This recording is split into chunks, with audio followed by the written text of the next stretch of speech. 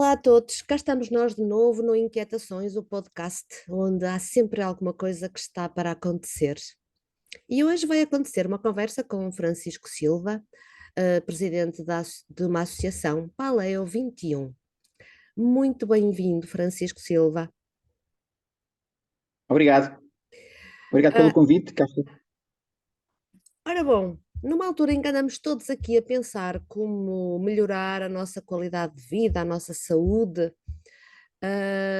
alimentação, boa alimentação, está está na nossa mente a toda hora e instante. E afinal, o que é isto de paleo? Bom, vamos lá ver. Como nós costumamos dizer, é mais do que alimentação, é um estilo de vida, em primeiro lugar. É um modelo, digamos assim. Existem muitas dietas. Existe a dieta do paleolítico, já é um regime, digamos assim, uma dieta com algumas décadas e que tem vindo a ganhar seguidores. Mas não foi algo que eu, quando tive contacto com essa dieta, digamos que não foi algo que me interessasse especialmente na perspectiva de que nós temos sempre aquela ideia de que quando as pessoas querem aderir a alguma coisa e que seja algo que seja duradouro, isso tem que ser de alguma forma prazeroso, tem que ser fazível, e a maior parte das dietas, como aliás se costuma dizer, qualquer dieta funciona desde que a pessoa adira e a faça Uhum. e coloque em prática de forma correta. Sim. E a grande dificuldade que eu comecei a ver quando me deparei com isto, e porque eu próprio fiz uma dieta, na altura a dieta dos 31 dias, que teve aí na moda, com um livro de uma nutricionista, um, e aquilo que eu aprendi nessa altura foi que, dando às pessoas pequenas liberdades, dando às pessoas pequenas benesses, digamos assim, no processo, isso facilitaria a adesão à dieta. No Uhum. entanto, não deixava de ser uma dieta. E aquilo que eu pensava era, bom, ok, todos queremos perder peso, melhorar a nossa qualidade de vida, mas não podemos estar dependentes de um plano alimentar, não podemos estar dependentes de determinado tipo de lista de alimentos, quando o mundo lá fora é vasto. Os eventos sociais, todos os desafios que são colocados às pessoas no seu dia a dia levam a que a pessoa se afaste, depois volte e acabe por tornar aquilo quase como um processo penoso, não é? Sim. Depois vai no dia a seguir e diz, eu pequei, quantas vezes as pessoas vieram falar comigo, eu pequei e agora eu meti o pé na argola e agora como é que eu posso corrigir, não é? E então esta ideia da Paleo 21 vem um bocadinho beber a lógica do modelo de dieta paleolítico, que é muito simples de perceber. Quer dizer assim, durante 2 milhões e meio, quase 3 milhões de anos, o ser humano evoluiu no mundo natural condicionado pelas condições que, passa a redundância, do mesmo, ou seja, a natureza, de alguma forma, era dominante, nós não conseguíamos dominar a natureza, fomos tentando fazer isso, não é? Até que chegámos a um ponto como hoje estamos, em que provavelmente somos dominantes, no mau sentido, Sim. talvez já nos estejamos a evoluir, não é? Como muita gente diz. Um, mas naquela altura não. Durante muito tempo, e curiosamente, foi o tempo em que nós atingimos o auge da nossa capacidade. Ou seja, enquanto espécie, para quem acredita na evolução, enquanto espécie, nós fomos evoluindo muito e drasticamente, e há quem diga que nós nessa altura já não estamos a evoluir, mesmo enquanto espécie, não estamos a evoluir, ou seja, que estamos nesta fase a utilizar as nossas capacidades cada vez melhor, mas que do ponto de vista por exemplo, a nível de cérebro, etc., que já não estejamos propriamente em evolução. Mas pronto, isto seria outra conversa. Mas a questão aqui seria nesta perspectiva de que nós evoluímos com um determinado modelo alimentar e aprendemos na escola, curiosamente, todos nós aprendemos isso quando estudamos. O homem era caçador-coletor. Simples. Caçador-coletor. Recolhia. Aprendemos isto na escola primária, aprendemos isto depois no estudo meio, enfim, ciências da natureza, etc, etc. Caçador-coletor. Muito simples. E era este modelo simples que a natureza nos deu. Agora, o que é que. E só para não fugir à questão do que é paleo. Um, e o 21, portanto, a lógica é um bocadinho esta. Sabemos isto, temos este modelo alimentar, que era um modelo relativamente restrito, ah, aos olhos de hoje, atenção, porque está muito também na moda esta coisa de que para nós termos uma alimentação saudável temos que comer muitas coisas muito diferentes. Isso não é verdade. Eu, eu, eu começo por dizer, eu não sei se depois vais fazer alguma introdução a nível de escrito da minha formação, mas eu não sou nutricionista nem profissional de nutrição nem de saúde, a minha formação não é essa, portanto eu agora no âmbito da associação, obviamente temos valências que cobrem esses ramos e, portanto, eu estou secundado e apoiado por uma nutricionista e outros profissionais ligados à nutrição, mas só para dizer isto, o que nós temos que ter são os nutrientes adequados à nossa espécie. E os nutrientes são variados, é um facto. Os alimentos não têm que ser muito variados, os alimentos têm que ser ricos em nutrientes variados. Portanto, às vezes há muito esta coisa de que nós temos que comer muitas coisas diferentes e muitas cores, etc. Se olharmos para trás, o ser humano não teve isso durante toda a sua evolução. E não foi por isso que não evoluiu, e não foi por isso que não evoluiu melhor do que o que está a evoluir hoje. Com menos problemas de saúde. Depois também aquela velha conversa de que a esperança média de vida era baixa antigamente e tal, mas isso é muito facilmente desmontado com argumentação simples, que é, primeiro, não havia cuidados médicos, qualquer infecção, qualquer doença que viesse de um processo infeccioso, Era daria fatal. provavelmente um óbito. Depois, a mortalidade infantil era muitíssimo elevada, portanto, não havia também, como sabemos, maternidades, portanto, a mortalidade infantil era muitíssimo elevada. Pestes, havia esse tipo de doenças e de epidemias mais complexas. E, portanto, e depois outra questão para nós termos, e relacionada também com a história da mortalidade infantil, para nós termos uma esperança média de vida de 35 anos, digamos assim, e se morrerem muitos à nascença, muitos outros têm que chegar aos 70. Portanto, há aqui muita informação que às vezes é deturpada como dá jeito, obviamente que sim, para todos os lados, mas só para dar esta ideia, nós temos hoje em dia um conhecimento relativamente robusto de que muitas das doenças hoje em dia, que até se chamam doenças modernas, as diabetes acabam por ser doenças modernas, a maior parte dos cancros ou os cancros são doenças modernas, doenças do coração, as AVCs, Parkinson's, Alzheimer, são doenças modernas.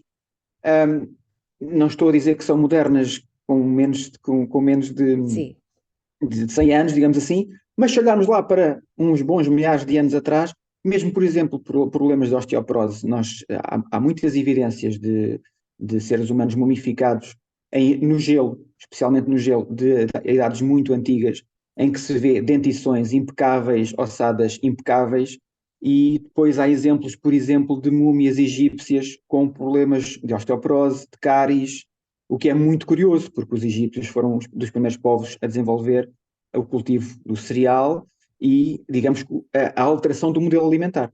E, portanto, isto da paleo, agora para me levar um bocadinho mais para a parte prática, pegando nestas duas situações, ao fim e ao cabo é olhar lá para trás, perceber o que é que lá atrás existia e quais eram as condições e isto agora leva-nos também para questões tipo o jejum, por exemplo, o número de refeições, os horários das refeições, o comer antes ou o comer depois das refeições, tudo isto, nós podemos ir lá atrás olhar para o modelo humano, mas também para o modelo animal, porque não é assim tão distinto.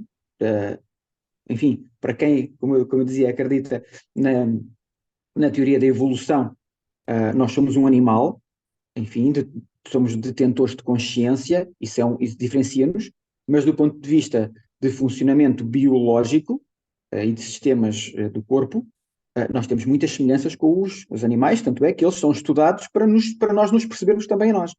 Portanto, nós vemos hoje em dia muitos comportamentos nos animais e vemos, por exemplo, nos animais de companhia domésticos, desenvolverem problemas que têm também a ver com o seu próprio estilo de vida que nós estamos a impor. Muito sedentário, com a alimentação trocada, completamente diferente daquilo que geneticamente. Eu vou dar um exemplo de um gato, por exemplo. Um gato é 99, pelo menos 99% carnívoro. Se pegares numa ração de animal de gato, o primeiro ingrediente é um cereal. Ora, se nós temos um animal que é 99% carnívoro, que nem somos nós não somos omnívoros, não é? Mas estamos a pegar num animal que é 99% carnívoro e o cão é 98% ou 97% também, um, e que o pouco vegetal que comeria, ou cereal, enfim, seria para purga, ou por estar no estômago das suas presas, ou o que fosse, e invertemos totalmente o modelo, obviamente que vamos ter problemas complicados a nível de tumores, a nível de rins, a nível Sim, de problemas de infecções urinárias, usamos sim. animais, Cada vez mais os animais têm esses problemas obesidade, todos. Sim, vemos animais de companhia completamente obesos, disformes, quase em semelhança com o ser humano também. Nós vemos as pessoas também assim, disformes, obesas, e muitas pessoas quase que dizem que eu só de respirar engordo. é verdade. Ao fim e ao cabo, pegámos um bocadinho nisto, nesta perspectiva de há um conhecimento e sabemos que há coisas que aconteciam lá atrás de determinada maneira e que tínhamos alguma disponibilidade de alimentos e que éramos forçados a fazer, por exemplo, o ser humano era forçado a fazer exercício, não fazia exercício porque queria. O estado normal de um ser humano, como de qualquer animal, é em repouso. As pessoas dizem, tem que ser muito ativo. O nosso estado normal é em repouso. O ser humano, como qualquer animal, faz exercício quando tem necessidade. Um animal vai fazer exercício quando precisa de caçar. Não anda propriamente, não vai, olha, agora está na hora de exercitar os músculos, vou ali fazer para ficar fit. Não, ficávamos fit ou éramos fit naturalmente, forçados a isso. Um, Portanto, pegando nisto, nestas ideias, puxando-as para o dia de hoje, surge a Paleo 21, naquela perspectiva de dizer às pessoas assim: ah, aquilo é tudo muito bonito, mas eu estou no século XXI e tenho comodidades das quais eu não quero abdicar. Eu sei que o meu antepassado, eu sei porque penso nisso, e é um dos desafios que nós dizemos sempre às pessoas quando chegam à Paleo, a dizer assim, vá, imaginem que estão lá atrás. Só imaginar, pode parecer pateta, mas é útil. Como é que aquelas pessoas tinham, viviam, etc. Acordavam de manhã e faziam o quê? Há um livro que está na base de tudo isto, de um senhor chamado Mark Sisson, que desenvolveu, o livro chama-se Primal Blueprint. Portanto, na prática, a planta primal, enfim, digamos Uhum. assim. E o Primal é um dos modelos que está na base, aliás, é o principal modelo que está na base da Paleo 21, em que ele defende muito isto. Vamos comparar o dia do homem há 2 milhões de anos com o dia do homem de hoje. É totalmente diferente a partir do momento em que acorda. Para já hoje acordamos com um despertador e antigamente das duas uma, ou acordava-se com um sobressalto de um ataque do animal, ou acordava-se naturalmente com o som dos passarinhos. E aquilo que ele explica é totalmente diferente nós termos uma vida baseada em stress crónico ou em stress agudo. Ou seja, o stress crónico significa que tu já vives em stress. Vais-te deitar e já sabes que vais acordar em stress. Porque vais para o trabalho, vais para o trânsito, o patrão é chato. E o homem antigamente não tinha este problema. Portanto, os stresses dele eram mais crónicos, eram mais agudos do que crónicos. Tinha Agudos. um problema para resolver. Né? Tinha um ataque, tinha fome, tinha problemas práticos para resolver. E ia resolvê-los, ou tentava resolvê-los. Pronto. Nós hoje em dia vivemos ao contrário, já vivemos em permanente stress, até porque estamos sempre a planear até as férias do ano que vem, o Natal do ano que vem, as dívidas e tudo, e mais alguma coisa. Só por aí, isto depois já altera por completo níveis hormonais, aquela coisa que todas nós sabemos, os cortisóis, e enfim, Sim. não quero entrar por partes muito técnicas, porque também não é a minha onda, e não temos também tempo para isso. Mas a ideia é um bocadinho esta: comparar um bocadinho as duas vertentes e percebemos que hoje, efetivamente, estamos no século XXI e há coisas que não podemos e não queremos deixar de fazer. O meu ano passado dormia com frio no inverno. Eu hoje não durmo com frio no inverno porque aqueço a minha casa. No ano passado tomava banho de água fria. Eu hoje tomo banho de água quente. No entanto, e se qualquer um dos nossos ouvintes uh, pesquisar um pouco, verá que os banhos gelados estão na moda, agora vende-se banheiras para tomar banho frio, os jogadores de futebol fazem recuperação em banhos frios, toda a gente agora quer fazer caminhadas descalço. Portanto, na prática, existe todo um marketing muito romântico associado a vamos lá conectar-nos novamente com a natureza. Mas depois vamos para agora ia dizer um nome comercial, não sei se pode dizer aqui no teu espaço, mas vamos para a pizzaria comer uma pizza e beber cervejas, mas depois vamos fazer yoga e caminhar descalços porque é muito natural. Portanto, nós tentamos chamar um bocadinho a atenção para isso, quer dizer, isto é tudo uma vertente global e a maior parte das pessoas chega a nós pela questão do peso, é um facto, porque ouviram dizer que com o modelo paleo se perde peso muito facilmente e comendo coisas que normalmente os médicos ou os nutricionistas dizem que não se pode comer quando se quer perder peso. E é verdade, efetivamente é muito fácil perder peso neste regime alimentar, desde que as pessoas o façam, mas é como eu disse, normalmente é fácil com todos desde que se faça. Aquilo Pois. que varia é a facilidade com que se adere a isto. A minha vice-presidente da Associação, a Paula Rui, diz que quando viu as nossas propostas e percebeu que podia comer bacon e carne, e etc., que ficou logo rendida.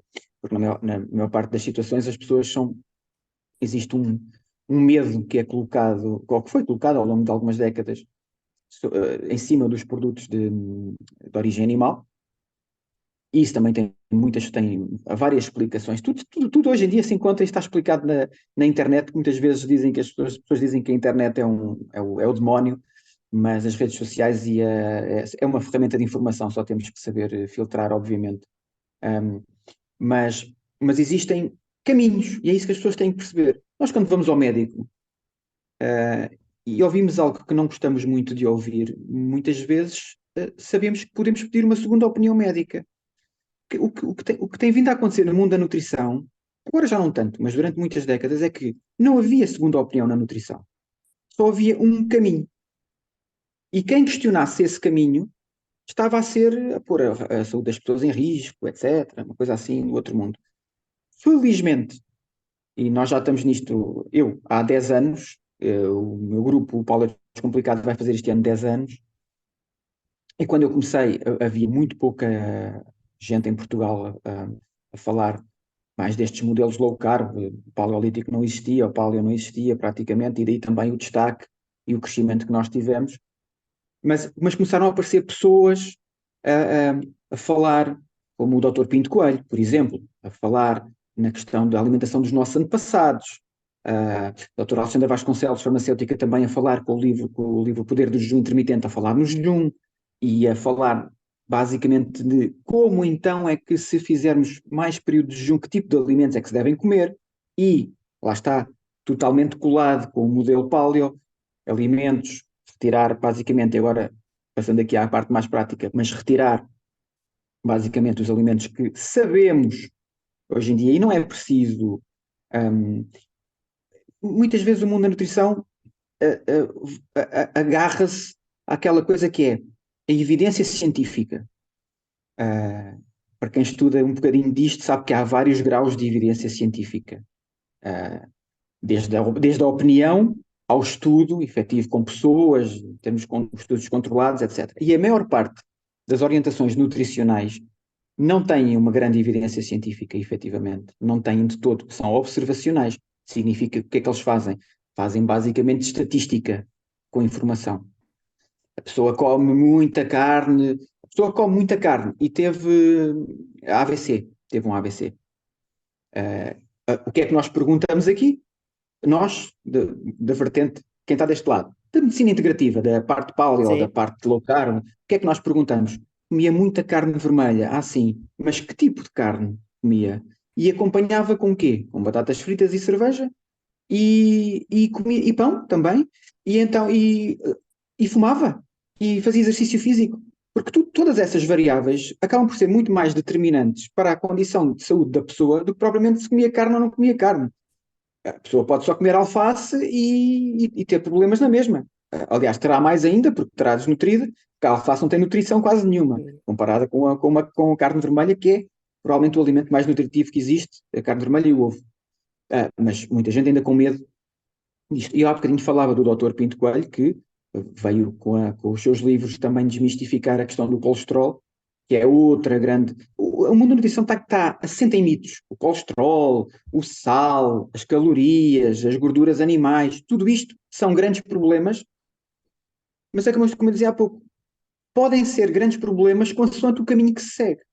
Ora, se eu tiver uma alimentação muito baseada em hidratos de carbono, e aqui hidratos de carbono, se nós olharmos, por exemplo, para a roda dos alimentos, que hoje em dia é difundida nas nossas escolas, basicamente 3/4 da roda dos alimentos é baseada em hidratos de carbono. Portanto, aquilo que nós estamos a dizer às pessoas é que as pessoas devem basear a sua alimentação em hidratos de carbono, sejam cereais, batatas, arroz, pão, depois os laticínios também têm hidratos de carbono, as leguminosas também têm hidratos de carbono. Portanto, a maior parte, depois está lá uma fatiazinha com proteína, uma fatiazinha com gorduras, e basicamente é isto. Os vegetais e frutos são hidratos de carbono, não são nem proteínas nem gorduras, a classe deles são hidratos de carbono, e portanto temos ali um- uma grande roda muito rica em hidratos de carbono. Curiosamente, o hidrato de carbono, para quem estuda nutrição, saberá isto, dos três macronutrientes é o único que não é essencial. Ou seja, significa que o ser humano não precisa de o consumir para sobreviver. Porque, miraculosamente ou não, o nosso corpo consegue produzir, a partir do fígado, consegue produzir a própria a glicose que o cérebro precisa para funcionar. Ou seja, eu conseguiria funcionar sem hidratos de carbono. Nós não propomos esse modelo. Não é isso que nós propomos na Power 21, que é um modelo muito descomplicado, que é o nome do grupo, e muito aberto e muito liberal. Mas isto é possível. Ou seja, eu não consigo sobreviver sem proteína. Eu preciso, proteína é um macronutriente fundamental. Os lípidos são um macronutriente fundamental. Eu preciso de gordura para funcionar. O hidrato de carbono, não. Ainda assim, qual é que é a nossa proposta? A nossa proposta é olharmos lá para trás, mais uma vez, e percebermos aquilo. O nosso antepassado caçava e coletava da natureza, não era agricultor. A agricultura surgiu há 10 mil anos atrás e o ser humano tem uma evolução de 3 milhões de anos. Portanto, como eu dizia há pouco, quase mais de muito. Há vários documentários que fazem. Há um documentário muito engraçado, agora não me recordo o nome, que equipara a existência humana a um campo de futebol e toda a existência humana era o campo inteiro e a partir do momento em que surge a agricultura era lá ao pé da linha de canto, da linha final do outro lado, ou seja, era um campo inteiro a existência do homem e depois lá no cantinho aqui apareceu a agricultura e acabou o campo. Ou seja, na realidade, a nossa existência enquanto agricultores, e atenção que eu não quero fazer aqui também nenhuma guerra contra a agricultura, obviamente que não, Pois, isso não tem é boa ideia. outras. Não, não de todo, não é de todo. Não é de todo porque temos um problema hoje em dia, que é o excesso de população neste planeta. Neste momento, o planeta tem gente a mais, e quando as pessoas dizem assim, mas isso é tudo muito bonito, mas e se toda a gente quiser ser pálido? É possível? Obviamente que não. Obviamente que não. Agora, isso não significa que eu, se conseguir seguir esse modelo, não o vá ser, e não significa que eu faça de conta que não é um bom modelo, ou que não é um modelo interessante, só porque todos não o podem seguir. Portanto, uma coisa é eu perceber assim, eventualmente há populações em África, etc., em que, por exemplo, nós vemos, e não é agradável falar nisto, mas vê-se sempre nas televisões, os meninos subnutridos com uma barriga distendida. Porquê? O que é que eles comem? O que é que eles comem? Farinha. Farinha, cereais, é a única coisa que eles têm para comer. Se eles tiverem proteína para comer, eles não estão subnutridos e não terão uma barriga distendida daquela forma. Qualquer agricultor sabe que se quiser engordar um animal, dá-lhes farinha. Farinhas. Não lhes dá couves, batatas, dá-lhes farinha. Portanto, o que é que nós estamos a dar aos nossos filhos para começar o dia? Farinha. Depois as pessoas surpreendem-se que as crianças estão. E depois, juntamente à farinha, damos aquilo que todas as criancinhas gostam, os chupas, os repousados, porque depois é só um dia, depois é só na escola, depois é só porque o amigo fez anos, depois é. E os adultos é igual. Porque é só hoje, porque é um jantar de trabalho, porque é uma amiga, porque me deram, porque eu não quis dizer que não, porque uma série de desculpas que encontramos. Mas pronto, a questão é um bocadinho esta, e voltando ao que nós retiramos, os alimentos inflamatórios, e nós sabemos que o glúten, hoje em dia, por mais que queiram dizer assim, sim, um doente celíaco não pode consumir glúten. Depois há algumas pessoas que têm intolerância porque consomem glúten e notam sintomas. E aquilo que nós dizemos, porque já se sabe isto, que é, o glúten não é positivo para ninguém. A questão é, há pessoas que sentem imediatamente uma reação e há pessoas que não sentem imediatamente uma reação e que não associam. Mas toda a gente beneficia e as pessoas passam milhares de pessoas por nós, milhares, milhares, para além das 450 mil que estão no Polo Descomplicado, muitas outras já entraram, saíram, etc. E noutras redes, nós estamos nas redes todas e mais algumas também. E quase toda a gente beneficia da retirada do glúten, seja em dores de cabeça, seja em dores em articulações, seja em problemas crónicos como fibromialgias, uma série de situações que beneficiam normalmente com a retirada do glúten, da lactose também, muitas vezes, e da caseína do leite de vaca. Ou seja, às vezes as pessoas, os laticínios não são todos iguais. E isto também se compreende. A vaca é um animal completamente diferente do que é o ser humano, até em termos de tamanho, e portanto pode-se compreender, às vezes, As pessoas não fazem aquele raciocínio. É fácil dizer, o ser humano é o único animal, ser vivo que bebe leite de outra espécie. Pronto, mas também é o único ser humano, o único ser vivo que faz uma série de coisas. Mas efetivamente isto tem alguma lógica. O leite, por exemplo, agora particularizando aqui a questão do leite, o leite uma substância produzida pelas tetas, mamas, como quiserem chamar, de um animal para alimentar a sua cria.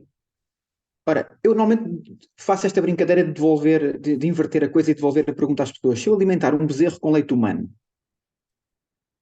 se eu alimentar um bezerro com leite humano, pois provavelmente o bezerro não se vai desenvolver da melhor forma, porque o leite humano não terá os nutrientes necessários, os fatores de crescimento necessários para que o bezerro se desenvolva e até chegar se calhar aos 700 quilos ou 800 quilos que terá uma vaca. E o inverso também é verdade. Ou seja, aquilo que eu estou a receber no leite de outro animal não está adequado a mim. A natureza não fez isto desta forma. Não significa com isto que o leite, ou o pão, ou outro tipo de alimento, ou o que for, não possa ter o seu espaço, ser introduzido e que tenha sido, ou que seja ainda muito útil em situações em que eu não me posso alimentar de outra forma. A minha questão é, e muitas pessoas dizem isso, mas nós já estamos já nos estamos a adaptar, já estamos cada vez mais adaptados a determinado tipo de alimentos. E a minha resposta é, mas eu quero comer alimentos para os quais eu me estou a adaptar ou quero comer os alimentos para os quais eu já estive adaptado durante toda a minha evolução e eu sei, o meu organismo sabe. Eu se comer um bife, seja que for, ou um peixe com batatas, por exemplo, eu dificilmente desafio quase toda a gente que diga que alguma vez teve um problema digestivo ou que se sentiu infartado. Se comer um peixe com uma batata ou um bife com uma batata, normalmente não, é uma digestão simples, é fácil, o nosso corpo sabe lidar com isso. É claro que se eu comer uma feijoada, se eu comer grão, as leguminosas são um exemplo muito paradigmático, porque os nutricionistas, por norma, gostam muito delas, porque pegamos numa leguminosa, olhamos a leguminosa ao microscópio, eu estou a ser agora aqui um bocadinho irónico, e vemos que ela é muito rica em muita coisa. E a questão que se coloca é sempre, muito bem, aquilo é rico em muita coisa. Eu posso usar, o meu corpo consegue usar, o meu corpo usa da melhor forma. Ou seja, se eu tenho algo que tem muitos nutrientes, mas por outro lado que me dá uma digestão difícil, que me provoca gases, que me deixa infartado, quer dizer, temos que equilibrar aqui as coisas. É como dizer assim, o mel tem muitos. Agora vou puxar aqui também o mel, que é um amigo da Paleo, é um amigo nosso, o mel. Mas as pessoas dizem-me assim: vou usar o mel porque o mel é muito nutritivo. Eu disse, não, efetivamente, quer dizer, sim, o mel é muito nutritivo, mas o mel é rico em micronutrientes, ou seja, para eu conseguir aproveitar os nutrientes do mel, eu teria que comer muito mel. Se eu comer muito mel, vir diabético. Portanto, nós não podemos pura e simplesmente olhar para uma coisa e automaticamente inferir que posso comer isto à vontade porque isto vai fazer bem, porque ouvi dizer, porque tem muitas coisas. Não é assim que as coisas funcionam, certo? Senão, eu podia comer relva, porque as vacas comem relva, e aquilo a relva para as vacas é nutritiva, é aquilo que eles, quer dizer, não é nutritiva. A vaca tem não sei quantos estômagos e rumina e passa o dia inteiro a comer e a mastigar e a ruminar para tentar extrair nutrientes da erva. Eu não consigo fazer isso. O ser humano não consegue ter essa capacidade de extrair nutrientes daquele alimento. É um alimento para aquele animal. Eu costumo dar um exemplo também um bocadinho absurdo, que é o papel, por exemplo. Se eu der uma folha de papel a um bode ou uma cabra, a cabra consegue digerir celulose. E, portanto, a cabra consegue, de alguma forma, transformar aquele papel em calorias e consegue obter energia. Se eu comer papel, eu não consigo fazer isso. Portanto, eu não consigo obter calorias daquela folha de papel. Mas outro animal consegue. Nós temos que ter este racional, de alguma forma, na nossa cabeça, de percebermos que há coisas na natureza que, originalmente, e torno a dizer, nós aprendemos isto na escola, eram cadeias alimentares ramificadas, este come este, o outro come o outro, o outro come o outro. Eh, Isto, de alguma forma, foi-nos ensinado. A partir de determinada altura, na história da humanidade, o ser humano resolveu fazer um risco na horizontal e dizer agora como tudo, como comer dos peixes, dos passarinhos, do cão, do gato. Portanto, nós comemos tudo hoje em dia. Não está errado, não está mal, tudo bem, há espaço, mas basearmos o nosso modelo alimentar em algo totalmente inverso àquilo que estava lá atrás, na nossa opinião, e já não é só opinião, há muito papel já robusto, muitos estudos robustos sobre os modelos mais low carb, ou seja, os modelos mais baixos em hidratos de carbono, introduzindo os períodos de jejum. E porque é que o jejum aqui se introduz? Olha, tu interrompe-me se achares que tens que o fazer, está Não, eu bem? estou a aprender. Estamos todos Pronto, a aprender. aqui porque é que o jejum entra? Às vezes as pessoas dizem isto, eu faço a dieta do jejum e agora como é que posso fazer a dieta paleo? Isso, jamais ninguém deve fazer jejum se não estiver a seguir um modelo tipo paleo, porque isso é dar um tiro no pé. É como andar no meio da estrada. Nós devemos escolher um dos lados. Ou andas de um lado, ou andas do outro. Andar no meio da estrada não é boa ideia, porque não vai correr bem. Portanto, ou escolhemos um modelo, ou escolhemos outro modelo. Se nós queremos fazer poucas refeições por dia, poucas, temos então que reduzir os hidratos de carbono e apostar em alimentos mais inteiros. E quando nós falamos em alimentos inteiros, significa que eu não vou desnatar, eu não vou desengordurar. O desengordurar aqui é no sentido de retirar a gordura. Sim. Né? Eu vou comer como comia antigamente. Os nossos antepassados faziam isso. Pegavam no animal, aproveitando. Nós damos sempre esse exemplo. Olha para o exemplo da tua bisavó, da tua avó, o que for. Eles pegavam num porco e aproveitavam aquilo de uma ponta à outra. Né? Eles pegavam num peixe e aproveitavam o máximo possível do peixe, ou do que fosse, por vários motivos, porque era escasso e porque sabiam que era nutritivo. E o ser humano começou a virar-se para outros modelos alternativos na falta de. E isto estuda-se, está lá atrás, volto a falar na questão dos egípcios, por exemplo. Os egípcios tinham uma coisa espetacular, que era o Nilo, mas quando não tinham peixe, resolveram o problema de outra forma.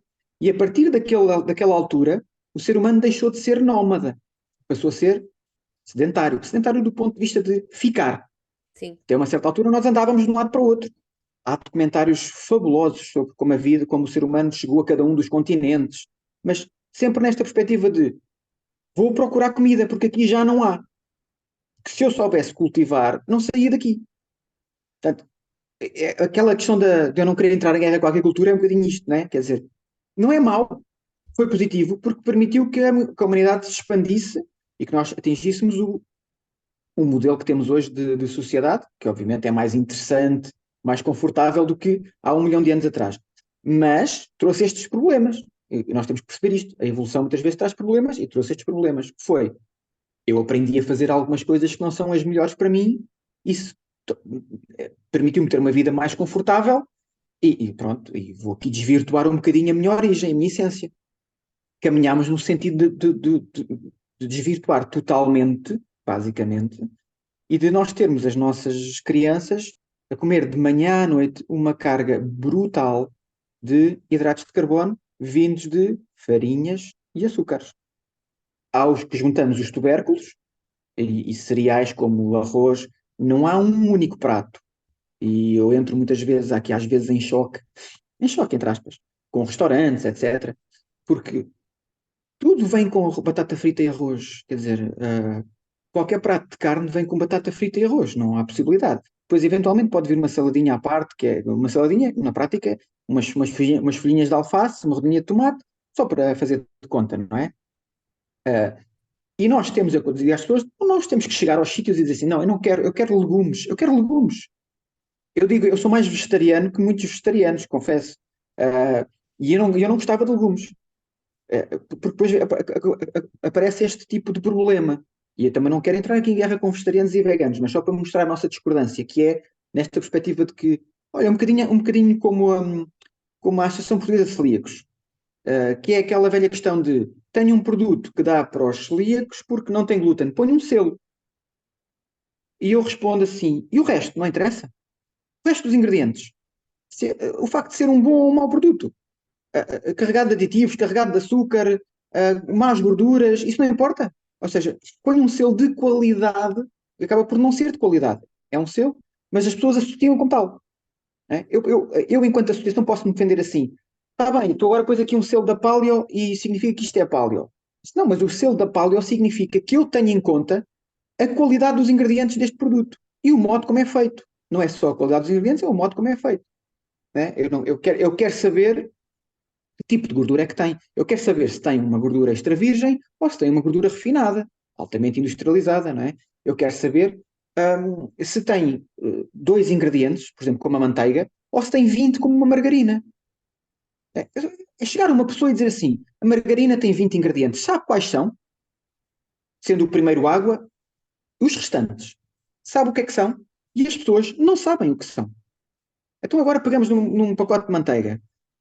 Tem dois ingredientes, ou um, mas vá, vamos assumir dois, natas e sal. Sabe o que são natas e sal? Toda a gente sabe o que são natas e sal. Então porquê é que eu vou trocar um produto? É um produto, não deixa de ser um produto. Os ingredientes são conhecidos, são ancestrais. Há milhares e milhares e milhares e milhares de anos que se usa a gordura do leite e a gordura animal, enfim, com múltiplas aplicações.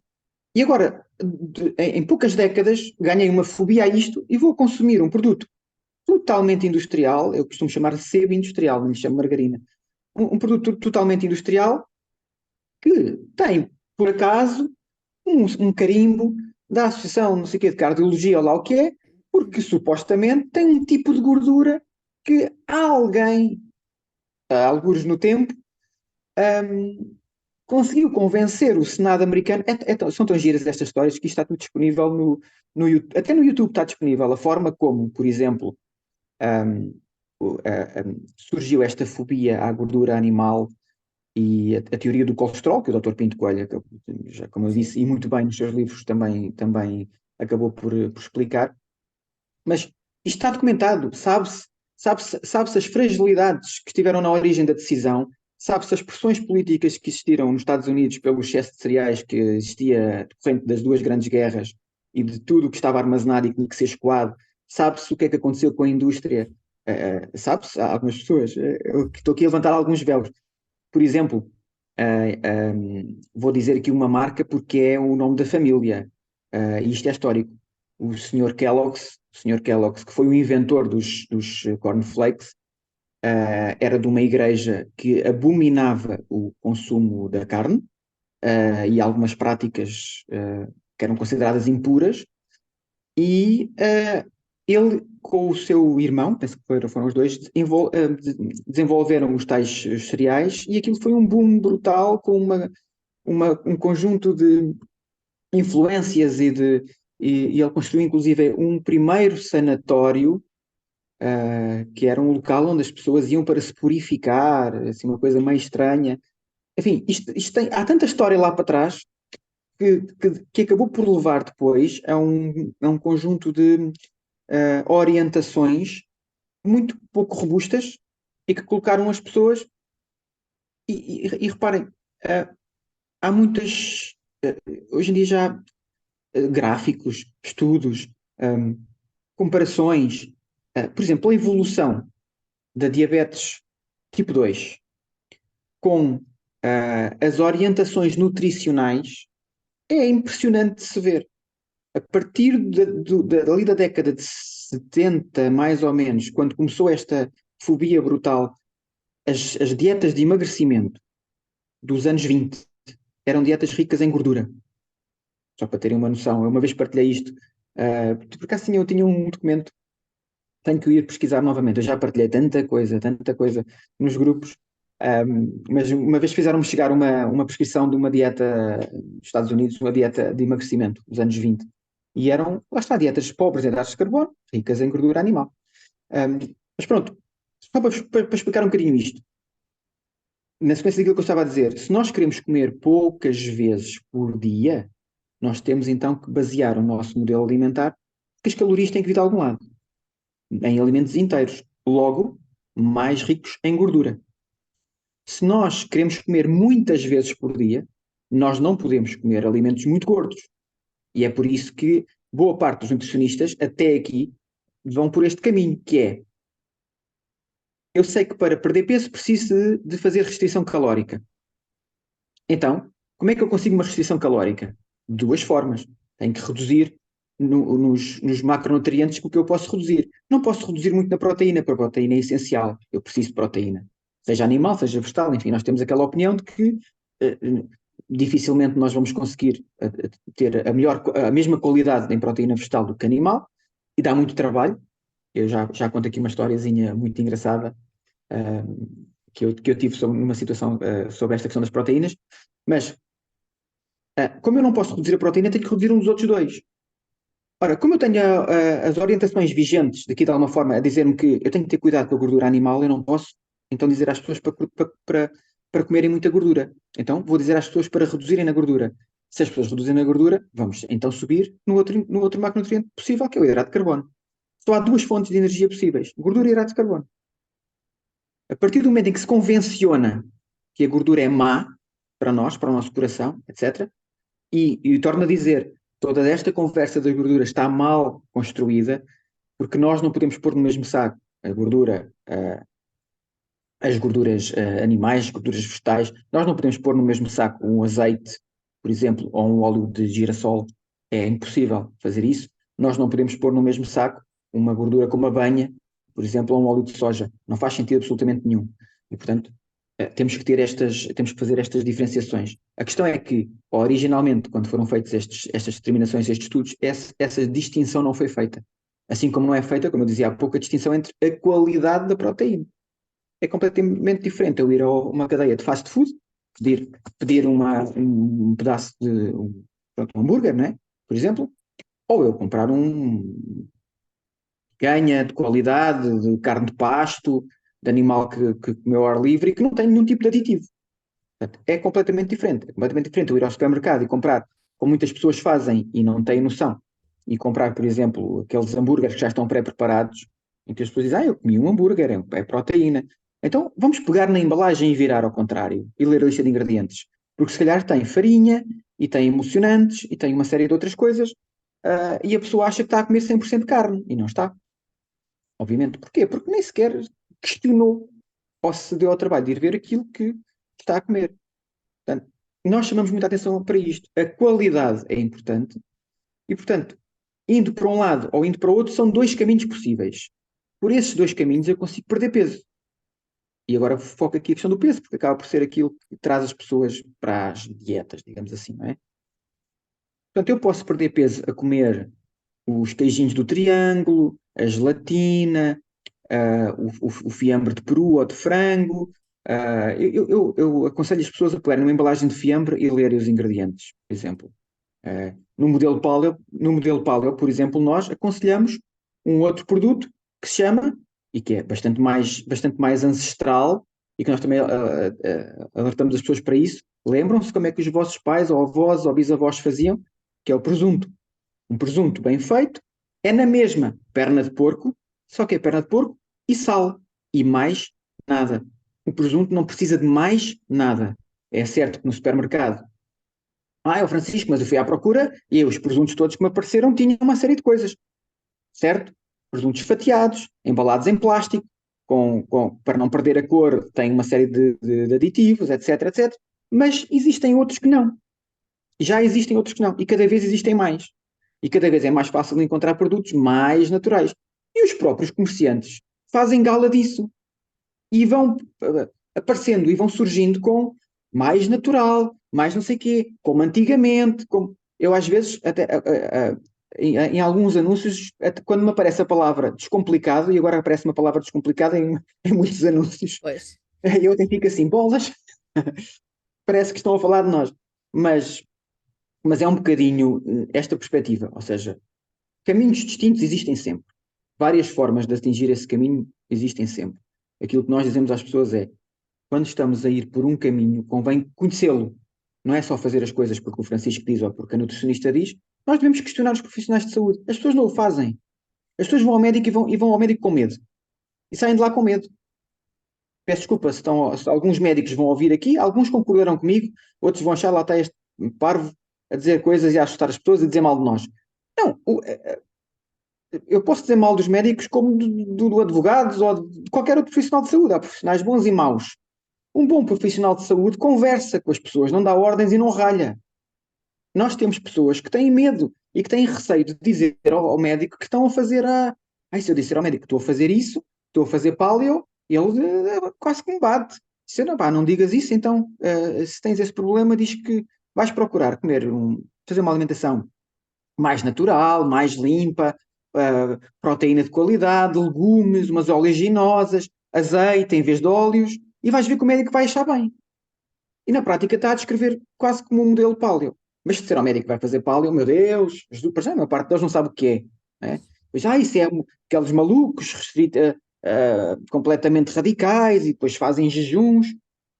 fazer jejum pode ser uma coisa radical se nos dias anteriores, imagina que eu passei a minha vida toda, como eu passei até há 10 anos atrás, comer de manhã, por exemplo, e eu achava que era saudável, uma torradinha de pão integral e um copinho de sumo de laranja natural. Achava eu que era um pequeno almoço saudável, é um pequeno almoço, quer dizer, há piores, mas este assim já é péssimo, porque estou a começar com açúcar, basicamente. Pão e açúcar. Dentro, e ainda por cima, Francisco, mas é sumo de laranja natural. Para fazer um copo de sumo são precisas três laranjas, provavelmente. Se eu perceber que cada laranja tem o equivalente para aí a 20 gramas de hidratos de carbono, de açúcares. Mas é açúcar da fruta. Certo, é açúcar da fruta, mas não deixa de ser açúcar e vai mexer na mesma com o meu organismo como açúcar. Portanto, é a melhor maneira de acordar, de começar o meu dia? Não, não é. Haveria piores. Haverá melhores. Muito melhores. Muito melhores. Sendo que, se eu mudar o meu modelo alimentar, eu não tenho necessidade sequer de acordar e comer. Porque o meu antepassado não fazia isso, na maior parte dos dias. Há 2 milhões de anos atrás, o meu antepassado não acordava e comia. O meu antepassado não comia antes de ir fazer exercício, porque nós temos hoje em dia uma indústria do fitness, dos ginásios, baseada em proteínas em pó, barras de suplementação, barras de cereais, em que as pessoas têm que fazer pré-treinos e pós-treinos. Nós não temos nada disso. A maior parte das pessoas que está confortável no modelo paleo ou low carb, digamos assim, vai perfeitamente ao ginásio sem comer absolutamente nada, não cai para o lado, não tem falta de energia. Quando é que isso pode acontecer? Se eu fizer isto de um modo radical. Ou seja, eu tinha uma alimentação baseada em hidratos de carbono, hoje, agora vou fazer jejum e vou ao ginásio a seguir. Posso ter uma quebra de tensão, obviamente que sim, porque o meu corpo está habituado a ter aquilo que o açúcar dá, que é um pico de energia, uma quebra rápida. Ora, se eu estou permanentemente a colocar o meu corpo neste tipo de modelos de pico, quebra, e depois normalmente o que acontece é, eu estou nesta linha, tenho um pico e a quebra vem abaixo desta linha. E isto dá-me fome. E é por isso que a maior parte das pessoas, 2 em 2 ou 3 em 3 horas, está cheia de fome. Depois olha para nós, como é que vocês são capazes de estar 24 horas sem comer? Somos capazes de estar 24 horas ou mais. Eu normalmente não estou mais porque gosto de comer. Quando chega às 24, às vezes, não faço jejuns muito longos por norma. Mas uma vez por semana, não, por vezes, mas na realidade apetece-me comer e vou comer. Mas é muito engraçado este mecanismo da fome, porque efetivamente o nosso corpo habitua-se, adapta-se muito facilmente a este tipo de mudança, que é, se eu o ensinar, e eu acho que isto é fácil de entender para quem tem peso a mais, aquilo que o nosso corpo está ainda geneticamente programado, e é por isso que as pessoas engordam, para fazer, é, como muitos animais, aliás, guardar para quando não houver. Este é o modelo da sobrevivência. É, o que é que está cá dentro? Cá dentro está assim, eu estou já satisfeito, estou nutrido, continua a entrar mais comida, eu vou armazenar, isto é muito resumidamente, porque os mecanismos são bastante complexos, como deves imaginar. Desde a insulina ir às células, abrir, entre aspas, a porta da célula para se produzir energia dentro da célula, enfim. O que é que nós não queremos? Criar esta resistência, aquela coisa chamada resistência à insulina, que é quando a insulina já não consegue fazer o seu trabalho.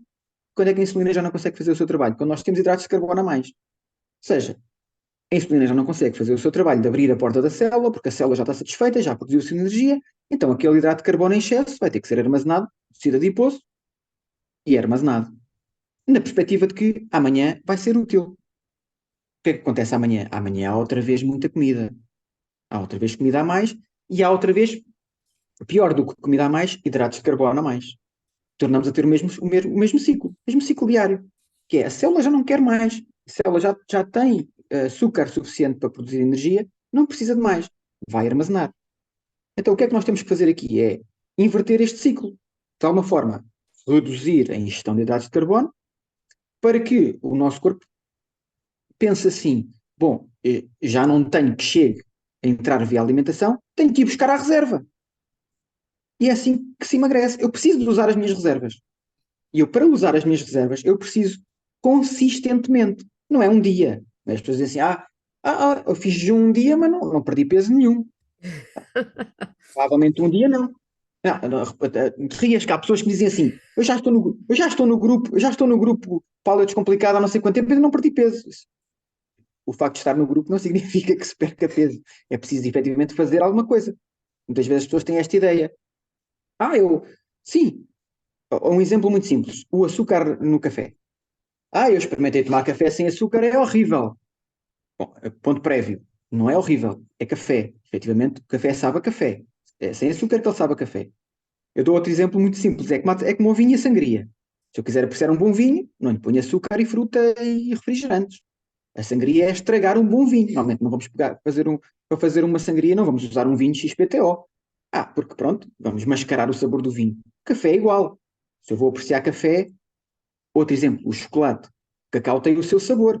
Se a pessoa conseguir apreciar o sabor do cacau, obviamente quando colocamos açúcar estamos a adulterar aquilo tudo.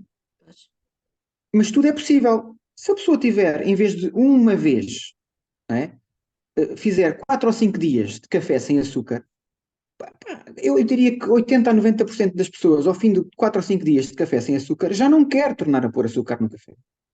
É uma questão de hábito. Já não quer, ganha quase uma aversão. Depois, se cai um bocadinho de açúcar, pelo amor de Deus, já não quero isto. E todos nós passamos por estes processos.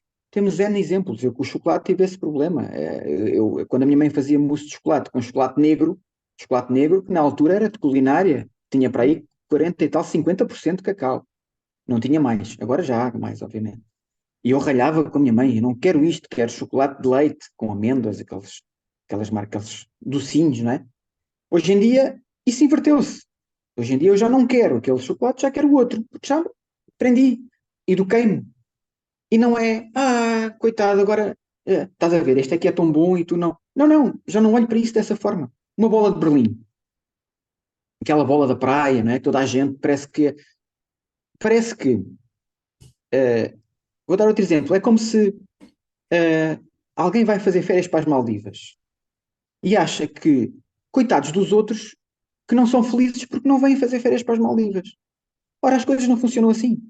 Eu não posso ter que ser feliz perante aquele modelo.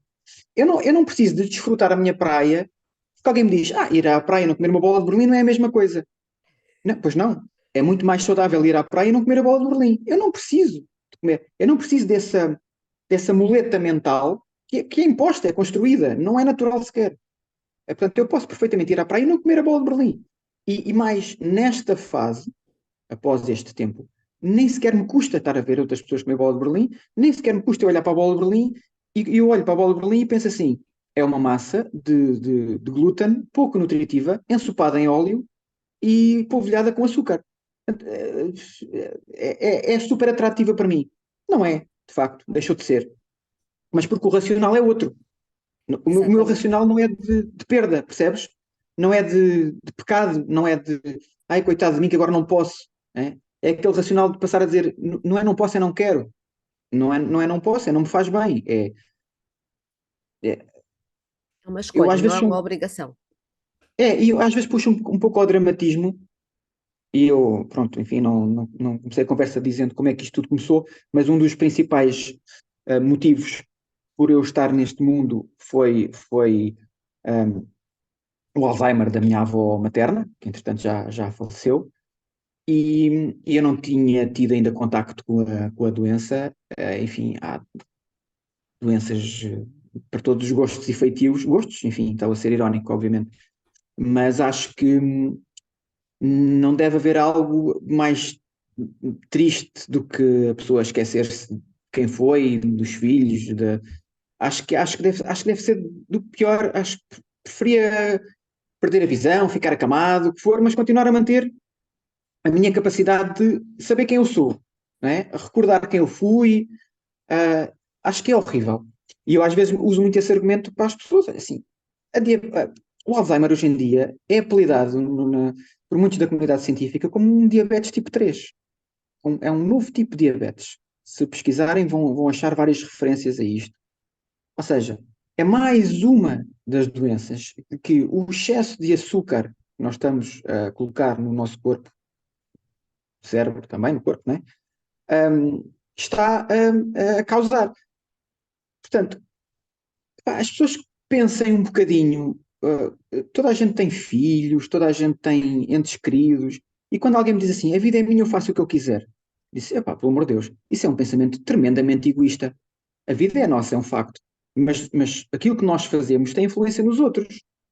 O facto de eu tentar ser mais ou menos saudável, acredito eu piamente que pelo menos estou a tentar dar menos trabalho, vou causar menos sofrimento aos meus filhos, se calhar menos do que aquele que inadvertidamente a minha bisavó causou à minha avó ou a minha avó causou à minha mãe, porque não tinham este conhecimento. Agora, a partir do momento em que existe esta porta aberta para o conhecimento, as pessoas encolherem os ombros e fazerem de conta que é mais importante uma noite de. Porque não é só uma. A questão é que eu digo, se fosse só uma noite não era problema. O problema é que não é só uma noite. Não é só uma noite.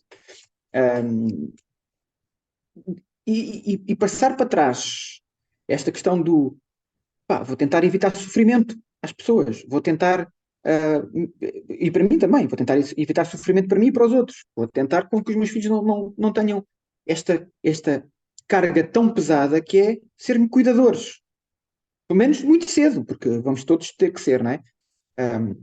Olha, Mas pelo menos Francisco, não muito cedo.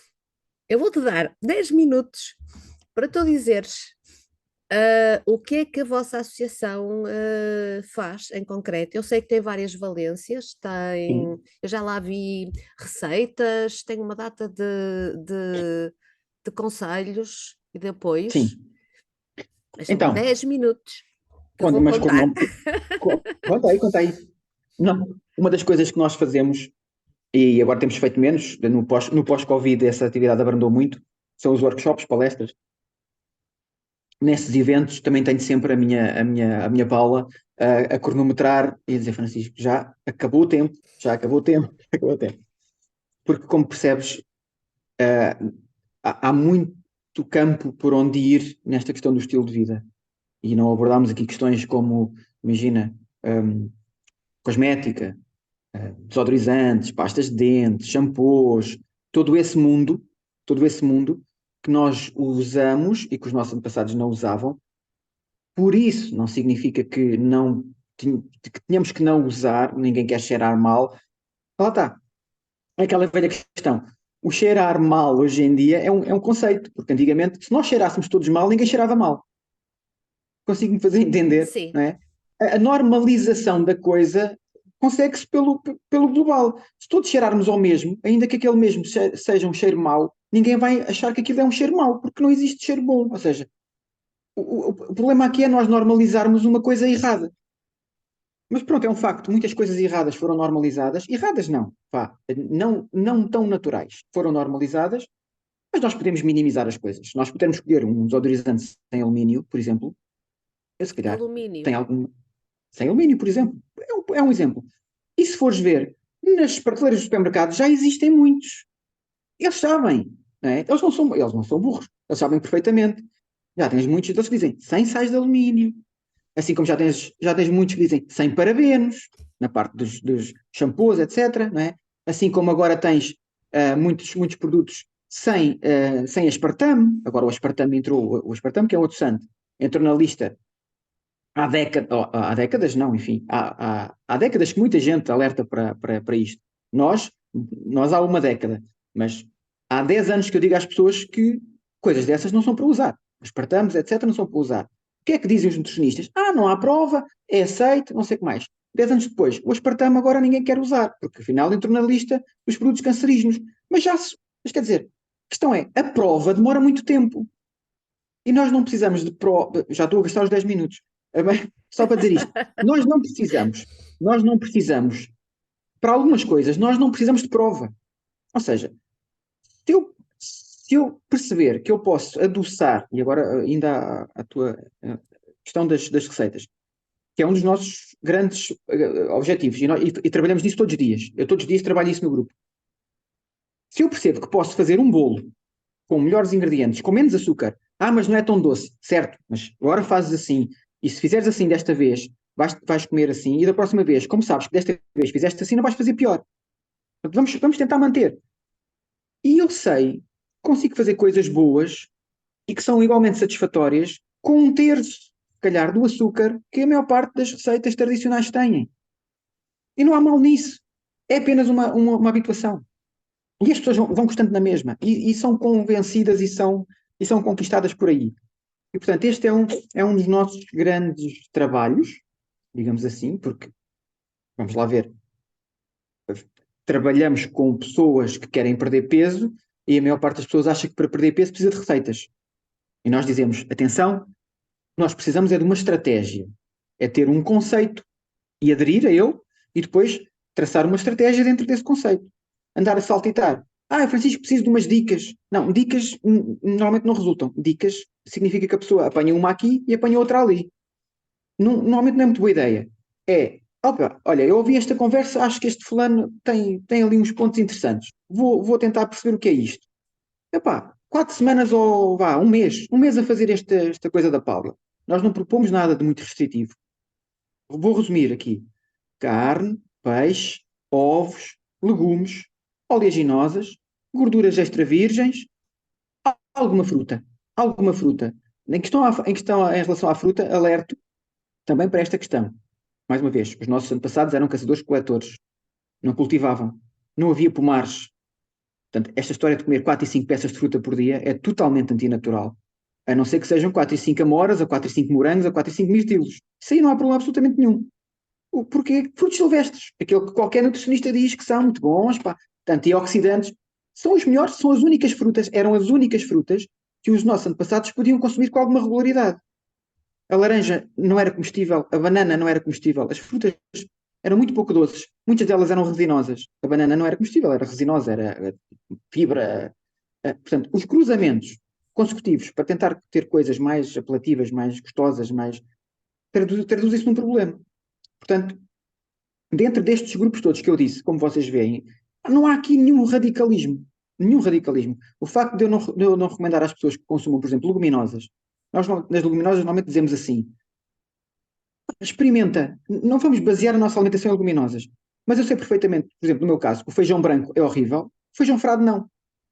Elas têm comportamentos diferentes, mesmo do ponto de vista de efeito imediato, de gases, de dor de barriga, de infartamento. E depois depende de se eu faço um prato inteiro ou se eu ponho uma porção. Um, Ainda agora a tua questão em específico, ainda houve uma coisa que eu me esqueci de contar. Mas, o que é que nós fazemos? Portanto, nós criámos a associação no sentido de dar legalidade a algo que nos começaram a pedir, que era: Francisco, eu gostava que vocês fizessem um workshop, eu gostava que vocês fizessem não sei o quê. Depois eu fiz eu gostava que vocês fizessem canecas, ou eu queria uma caneca dessas, ou eu queria uma t-shirt, ou queria. Pronto. Então, para estarmos dentro da lei, obviamente, fizemos uma associação sem fins lucrativos. Não temos, obviamente, não fazemos. Isto não é propriamente um negócio, não é? Tentamos manter-nos. Fazemos ou fazíamos muitos workshops e eventos por todo o país. Chegámos a ir várias vezes ao Luxemburgo, também à Suíça. Chegámos a ter grupos de Facebook nas comunidades em França, até em Macau tivemos, no Luxemburgo, vários pontos no Reino Unido também. Enfim, temos portugueses espalhados por todo, eu consigo ver isso. Há membros do Paulo Descomplicado no Ghana, enfim, por todo o lado, onde há portugueses ou falantes em português. Nós normalmente verificamos os perfis. Portanto, fazíamos os workshops e vamos continuar a fazer, mas com menos frequência, temos feito com menos frequência. Depois temos um projeto que me dá muito trabalho, mas muito gozo, que é a nossa revista. Uhum. Está há 6 anos ininterruptamente em publicação. Eu, por acaso, gostava de saber se não será quase um recorde destas revistas muito temáticas, onde não há publicidade paga absolutamente nenhuma. Normalmente a maior parte das revistas vive de publicidade. Como é que Nós se não chama a vivemos de revista? publicidade. Paleo 21, só. Espera aí, dá-me só aqui. Eu tinha aqui uma mão, mas uma das minhas gatas fez questão de a mandar ao chão. Ok. Este é o último número, que foi o número de São Valentim, portanto, enfim, é a última. Nesta revista nós temos a colaboração. de muitos profissionais, de alguns profissionais de saúde e de outras áreas também. Normalmente falamos sempre da alimentação e estilo de vida. Temos inclusive a alimentação animal. Temos uma especialista que faz sempre, tem sempre uma receitazinha para os cães ou para os gatos. Às vezes são receitas que dá vontade de nós comermos. Ela faz bom, nós fazemos bombons para pessoas, ela faz bombons para cães e bombons para gatos. É Muito muito bom. engraçado. Já tivemos, ou temos muitas vezes, farmacêuticos, pediatras, nutrólogas, nutricionistas, psicólogas, enfim. Temos sempre uma secção com receitas, obviamente que sim. E pronto, volta ou não volta, vamos divulgando um dos nossos parceiros, mas como eu digo, é uma publicidade oferecida por nós. Parceiros associados da Paleo 21, porque nós, como somos a associação, temos associados pessoas e temos associados empresas. Estes associados empresas são aqueles que oferecem normalmente algum tipo de benefício, desconto, por exemplo, pode ser um restaurante, pode ser uma loja, temos uma mercearia a granel, enfim, vários tipos de produtos, ou mesmo algum tipo de serviço, desde que não choque. Por exemplo, eu tinha alguma dificuldade se uma cadeia de fast food quisesse ser associada da Paleo 21, provavelmente teria que dizer que não. Mas se for algum outro serviço que não colida com nada e que queira associar-se a nós porque simpatiza com o conceito, tudo bem. Depois temos também 6 livros publicados, 5 deles com editora. O primeiro foi a edição de autor, eu fiz com os 2 nutricionistas que me acompanharam na altura, um livro mais técnico de explicação de conceito. Depois fizemos 5 outros livros que eu vou só passar aqui. Depois mandas-me o nome deles, se for possível. Eles estão também, E estão todos lá, estão todos na primeira todos. página do site. Ok. Pronto, só para. Estes livros foram feitos com a 08 e tiveram todos um objetivo específico, um mais. Todos eles têm receitas e o conceito, todos eles se explicam um bocadinho o seu porquê. Um mais generalista, Cozinha Paleo 21 generalista. O doce tradição, nós pegámos em doces conventuais, tradicionais e tentámos adaptar ao conceito, portanto, retirando mais uma vez os glútenes, tocando farinhas, tentando ter as receitas mais nutritivas e reduzindo açúcares, doce tradição.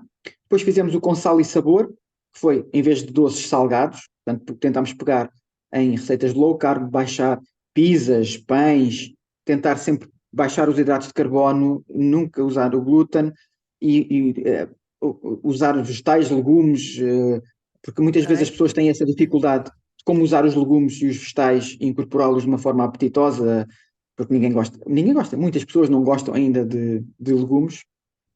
No nosso tempo os legumes eram cozidos. É o que eu digo à minha mãe. A minha mãe só me dava legumes cozidos, não me dava legumes salteados. Nós salteamos, nós colocamos um cubinho de bacon, nós colocamos um bocadinho de queijo, nós fazemos, né? Fazemos aquele esparguete de courgette, enfim, N coisas que se pode fazer. Pizzas com legumes na base, enfim. Francisco, Estamos a terminar, não é? estamos. Deixa-me só dizer que temos um livro infantil. Sim. Temos um livro infantil também, que é o Sim. Flor e os Alimentos Saudáveis, que é muito interessante, e um livro do pão, que fizemos agora também recentemente. Posto isto, no grupo Paula Descomplicado, vamos sempre fazendo, eu tenho quase sempre desafios para grupos. Nós temos algumas tribos, que são grupos específicos do WhatsApp, em que fazemos acompanhamento direto para a questão da perda de peso, com a nossa nutricionista e comigo, e eu vou sempre lançando desafios culinários. Nós fazemos tipo o master prato, não chamam Masterchef, mas o master prato, em que as pessoas, às vezes damos um ingrediente específico ou fazemos desafios e elas próprias concorrem umas com as outras e é muito engraçado. Isso alimenta-nos a nossa revista com receitas e dá-nos também esta possibilidade de interagirmos com as pessoas numa base diária e pronto, e vamos fazendo assim sempre muito todas estas coisas com as pessoas. Temos o serviço de nutrição, era isso que eu queria dizer agora também no final.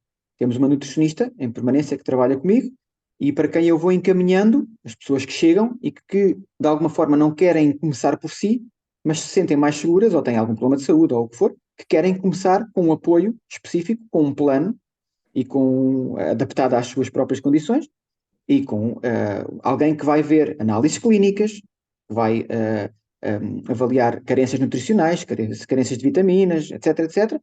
Algo que nós no grupo e eu próprio não fazemos de todo, sem o apoio profissional. Muito bem.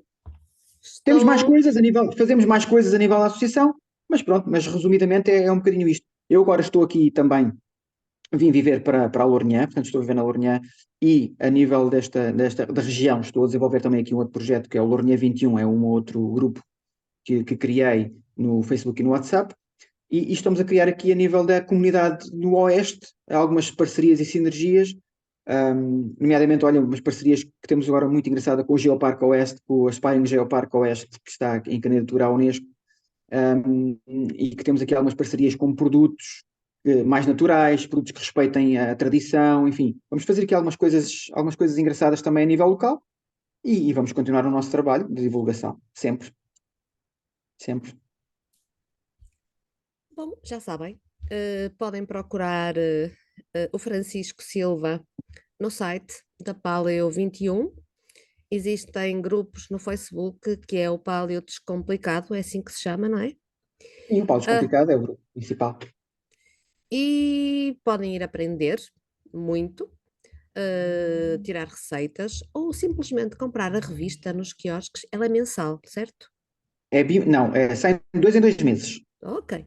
2 em 2 Então, meses. É bimestral. não falta lugar para obter a informação. Olha, Francisco, adorei estar aqui a ouvir-te. Ficava mais tempo a aprender mais, mas já sei que vou aderir ao teu grupo e vou ficar fã com toda a certeza. De qualquer forma, eu Obrigada. queria dizer a todos que estou à disposição. Qualquer questão podem colocar através do Messenger mesmo. Qualquer dúvida, qualquer questão, estão à vontade. E Perfeito. obrigado por esta oportunidade também. E eu é que agradeço. E nós, até ao próximo Inquietações, até sábado. Até lá.